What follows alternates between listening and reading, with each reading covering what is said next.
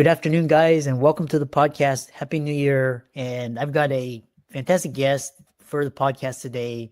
Roots from Texas, but he's living in SoCal now. Ray Hartjen, and he is a musician. He's a writer, a cancer advocate as well. And he's had a very diverse career, and he's a creative in my book. And I'm really happy to have him on and pick his brain. So Ray, welcome. Hey, thank you, Chris. Happy New Year to you, and happy New Year to everybody out there. Yeah, the New Year is always a very interesting time, and so talk about your story, and I'm excited to dive into the discussion. Yeah, you mentioned I was a musician first before writer. Professionally, I make a lot more money as a writer as opposed to being a musician. So still working on trying to increase the revenue from there, and we're working hard. But we had discussed earlier about a third book that I've written, as I was waiting for my fourth book to come out in May, and how that might apply to your audience here of entrepreneurial business folks. It's a short read, a 90-minute read or so, available at the Kindle store on Amazon. It's called Revenue Orchestration in Today's New Era of B2B Sales and Marketing. So I thought that'd be the cool thing to talk about. Yeah, interesting. And one thing is, a lot of audience, they want to become thought leaders and influencers, and a book is one way of doing that. What tips do you have for aspiring writers? Yeah, books add a sense of credibility. I call it the thunk factor, where you just toss the book on the table and it goes thunk, and there's some credibility associated with that. And it establishes your expertise in the field. And I tell writers, or potential writers, the first thing you have to do, Chris, is write. I think a lot of times people, they get intimidated by thinking about their finished product. They think, oh man, I don't have time to write. It's going to be, they may pull a book off their bookshelf and they'll look at it and it's hundreds of pages long. It's like, that would take forever.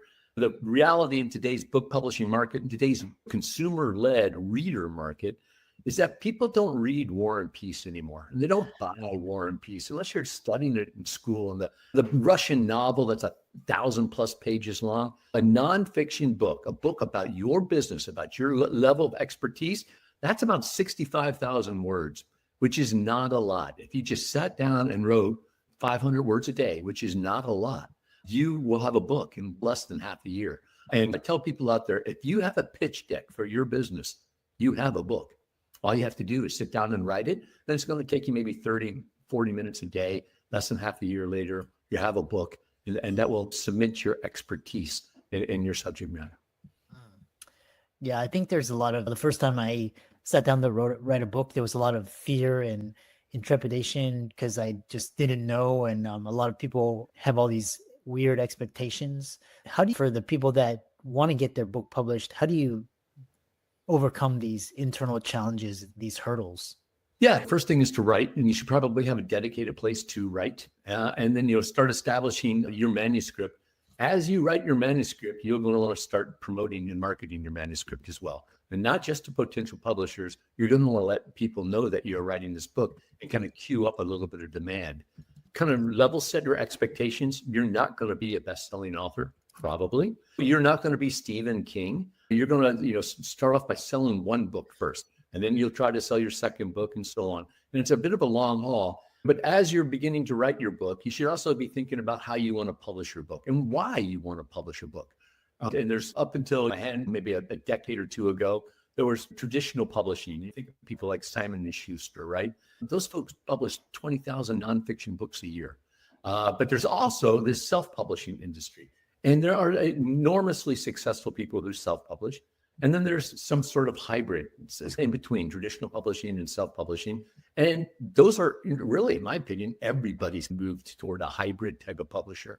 And one of the leaders of that has been my publisher, Morgan James Publishing out of New York. They're a hybrid publisher, but everyone's not a hybrid publisher. So think about how you want to publish and why you want to publish it. Is it simply because you want your name on the spine of a book? And that's a good reason. Do you want to promote a business? Do you want to entertain, educate, and inform, or what have you? All those things will go into your selection process on how you publish your book.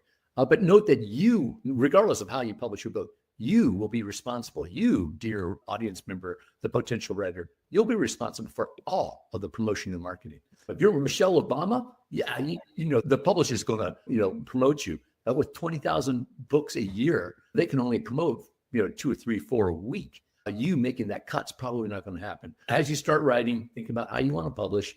There is no wrong answer. You just have to pick the right one for you and then begin to market and promote your books. Mhm. Yeah. And talk about the medium of writing, because with changing demographics, and also because people are more on video and they prefer more short form. Talk about the industry of writing in and of itself, because I've heard, I've talked to a lot of people. I still think writing is a very crucial skill, but people are saying speaking is more important, or people are not reading books as much. Talk about that. Yeah, people aren't reading books as much, I think. There's still a real viable medium for communication. They're listening to a lot of books. And so the audiobook format is extraordinarily popular. We're also listening to smart people like you, Chris. And so that gives an opportunity for a writer is to appear on podcasts, appear on a lot of podcasts, talk about your things, give part of it away. As a writer, if you're writing a book for your business, that's probably a package. In our industry, it's called a funnel. It's a value add, free shipping, value add plus funnel. Put your book up. You're an expert in your space. Your pitch deck has now become a book, but there's probably something in your business built upon that, right? Whether it's a training course, consultation course, what have you. Give your book, free shipping, and then add-ons. And that's where the margin really is. Your book is a calling card. If you have a small 90-minute read, you might charge $5, $6, $7, $8 for that book, right?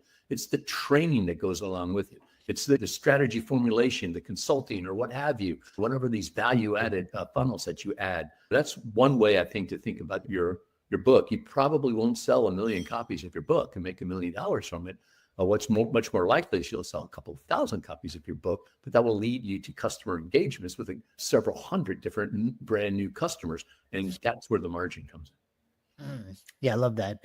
Yeah, along the same lines, because I always love looking at trends, and especially after 2020, a lot of people distrust the mainstream. And for example, I can't remember the last time I've watched television, but I'm on YouTube, I'm on podcasts, I'm on Audible. So talk about this idea of self-publishing versus traditional publishing.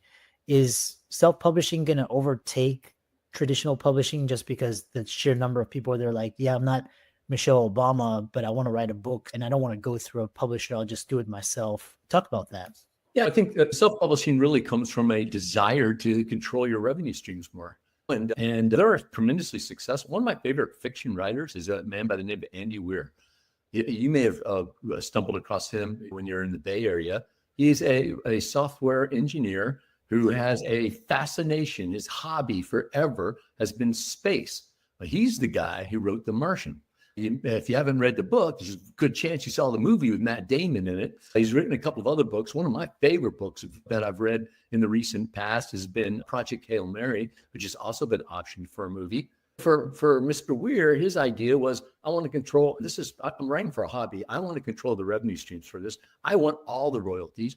If I have to promote and market my book myself anyway, why don't I find a self-publisher that still distributes books through bookstores globally? Almost all self-publishers go through Ingram, particularly here in the United States. And so you can, through Ingram, your book will be available at a Barnes & Noble or what have you, the local mom and pop store down the street. So I think that's why a lot of people are looking at self-publishing. If you're doing all the heavy lifting with promotion and marketing, why don't you, why share royalties with a publisher? Keep it all to yourself. One word of advice, though, it is super easy to publish on Amazon, but other bookstores don't like Amazon.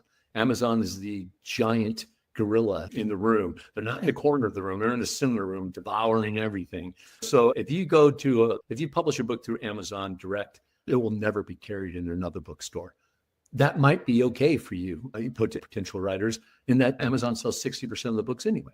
Keep that in mind, but there's a lot of self-publishing companies out there, a lot of very good ones, and they'll help coach you and guide you because they want to be successful too. If through their publishing company, if you should happen to hit on The Martian book, that it's going to be in their catalog, and they will get money from that. They'll teach you, coach you, and help you along in the process. Yeah.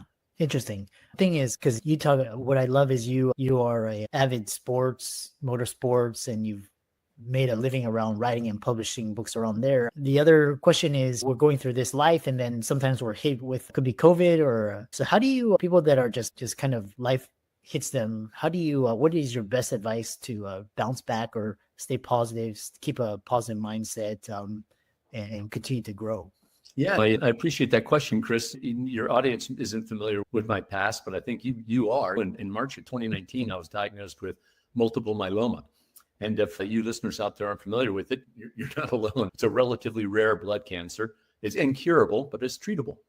And so I've been under treatment for over 5 years now. I've had a stem cell transplant and the like. And that was a big curveball for me. I was 54 years old at my diagnosis. And I struggled with it at the beginning of it. It's like I attacked it, and I was like, I'm gonna fight this. I want to be the best I can be. But within a couple of weeks of that type of approach, I was just worn out. I was mentally and physically exhausted. And that's when I began to realize that my whole being, my whole person, is more than just my physical state or my mental state. It includes my emotional state, my spiritual state, and each one of those can drag down the others. But conversely, each one of them can pull up one of the others if they happen to be low. So I reframed my thought processes a little bit about what constitutes my whole being. And then while I've always been a positive person, I really began to take a look at what my timeline was. And I'd like to share with you listeners just a quick little mental exercise you can do. If you have a pencil and piece of paper in front of you, it's even better. But just whether you have a pencil and piece of paper or not, just imagine or actually draw a horizontal line from left to right. And then from on the left-hand side, make a little vertical tick mark. And underneath that, write the letter B. And then on the far right-hand side, do another vertical tick mark, put a letter D there. The left-hand side, B, that represents your birth. The right-hand side, that's the D, that represents your death. That's your time on earth.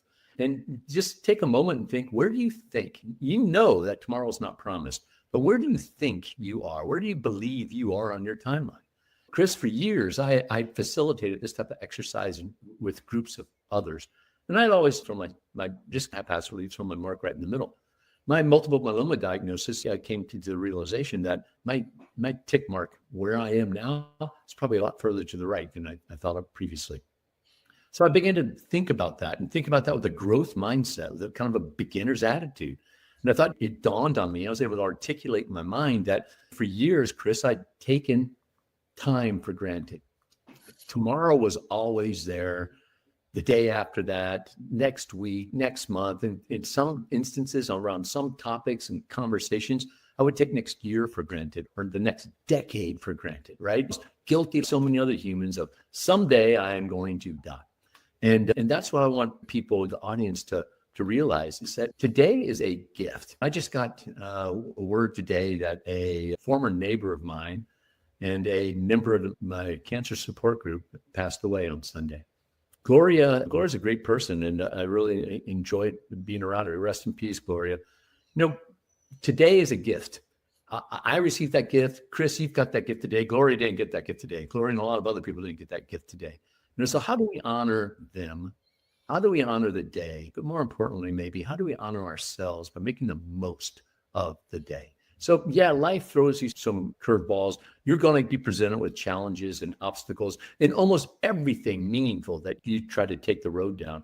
But just know that you can choose your attitude and that you owe it to yourself to make the most of the day you have. Don't fall victim to taking time for granted. Someday I will ... because life gets you tied up in a lot of minutia. Focus on what's most important to you. What do you want to get accomplished with, and who do you want to do it with? For me, Chris, taking time for granted manifested itself in taking people for granted too. People in relationships. Because it's like, hey, Chris is my good friend, but I'm not calling tomorrow. I'll be tomorrow. Instead of now in the moment, hey, thinking about you, sending you a message or what have you. And by me pushing time away, I also ended up, the consequences of it is pushing people away, inadvertently, unintentionally, but that's what happens. Go out there, make the most of the gift of the day. I like to, being a musician, I like to make as much money as I can at a gig. And that includes selling a t-shirt with a phrase on the back of it and the band logo on the front. It started off with, if not now, when, based on this whole new time aspect that I'm thinking of.